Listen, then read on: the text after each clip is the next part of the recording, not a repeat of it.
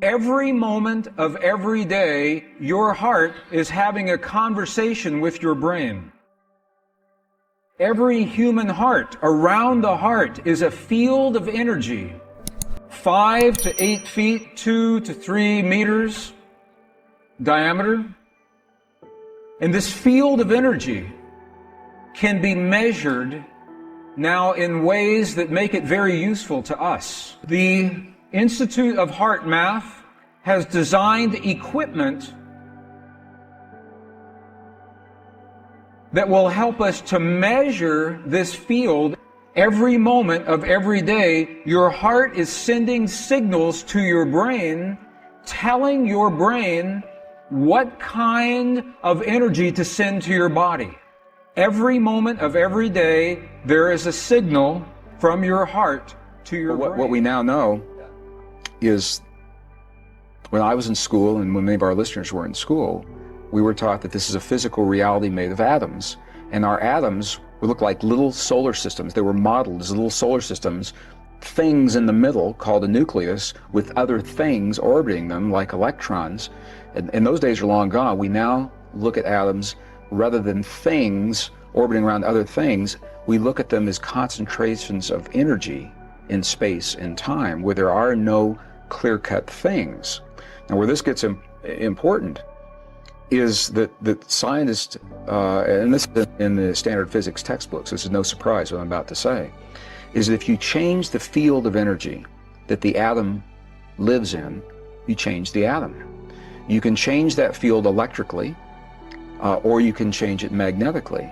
And there are terms for the effects. The Zeeman effect, the Stark effect are well-documented effects of electrical and magnetic changes in the field that change the atom.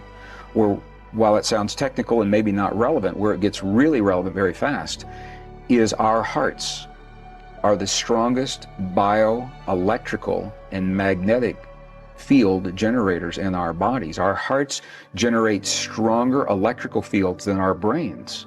They generate stronger magnetic fields than our brains. Our hearts are 5,000 times as powerful magnetically than our brains. And we hear about EKGs of our hearts. They're up to 100 times stronger than the EEG, the electrical information in our brains. So when we create thoughts, feelings, emotions, beliefs, compassion, prayers of forgiveness in our hearts, that's the words that we call those experiences. But to the field, what we're doing is we're creating electrical and magnetic waves in here that are now known to change the stuff out here. And in that way, we are linked. It's not that our feeling changed something in this three-dimensional world. Rather, our feelings are speaking to the blueprint in the higher dimensions, and we're seeing the shadow of that change in our physical world. The father of quantum physics, Max Planck, actually said that the matter that we see in our world doesn't exist. He says, the stuff we're made out of doesn't even exist, and the world that we see doesn't exist the way we believe it does. What he said was, what we see as matter is here because of the existence of what he called a conscious and intelligent mind. And these are his precise words. And he followed that statement by saying that underlying this mind is the matrix of all matter. And this is the coin he termed in 1944. Of course, the movie series was based on the studies that came afterward, but it's actually been around since the mid-20th century. I was trained as a scientist, and in my training there was never an allowance for the possibility this field could exist. So this field, the matrix, is the field of intelligent, non-conventional energy. It doesn't work the way electricity or broadcast energy works. And perhaps that's one of the reasons it's taken so long for science to catch up, because our equipment isn't built to detect this kind of energy. Our feelings are speaking to the blueprint in the higher dimensions, and we're seeing the shadow of that change in our physical world. As a matter of fact, in the last 100 years, science has missed the mark twice in terms of their explanation, the story that science gives of how our world works. And we're now paying the price for where science got it wrong, essentially. And it's coming full circle, it's being corrected.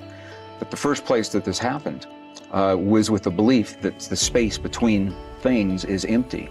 And now we know that nothing could be further from the truth. There's a lot going on in what we always thought was empty space, but from the experiments that were performed in 1887, very famous Michelson-Morley experiments, to detect whether or not this field was there. When those experiments were interpreted as proving that the field wasn't there over 100 years ago, from that point forward, our science has been based in the belief that everything is separate from everything else. What happens in one place doesn't have any effect on anything else.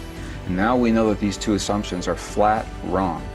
There is something in the nothing, and we do have the ability through our hearts, what is called coherent heart-based emotion, to create the fields in our body. Appears to be a mirror in that the quantum soup of all possibilities, if you will, that exists as this field will mirror back to us.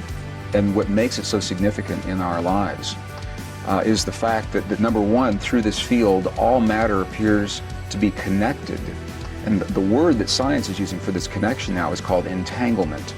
What entanglement suggests is that when something happens in one place in this field, in the divine matrix, it can be in another room next to us, it can be halfway around the world, that the effects of that something can be felt almost everywhere simultaneously. So let me just describe what I mean by that a little bit. There was they took a particle of the stuff our world is made of. It's called a photon, a little packet of light, particle of light, if you will. And they wanted two identical particles. So they took this one photon and they broke it into two, so both pieces had the same properties. And they had a specialized device where they could fire these in opposite directions at the same time, 7 miles for one particle in one direction, 7 miles in the other direction. When they reach their destinations, they're now 14 miles apart. They're using fiber optic cables to do this. And once those particles are at their destination, they can begin the experiments.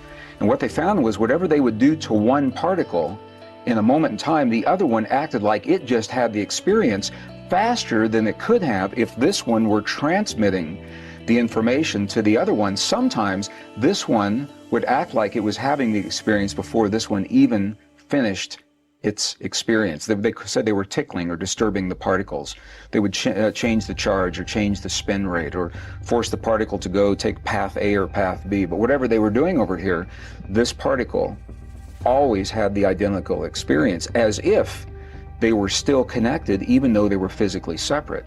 And the reason this experiment is so important is it is now demonstrating to the scientific mind what the ancient indigenous traditions have always said, and that is once matter is physically connected, even though it may become separate and distant from where it was originally, it's always linked energetically.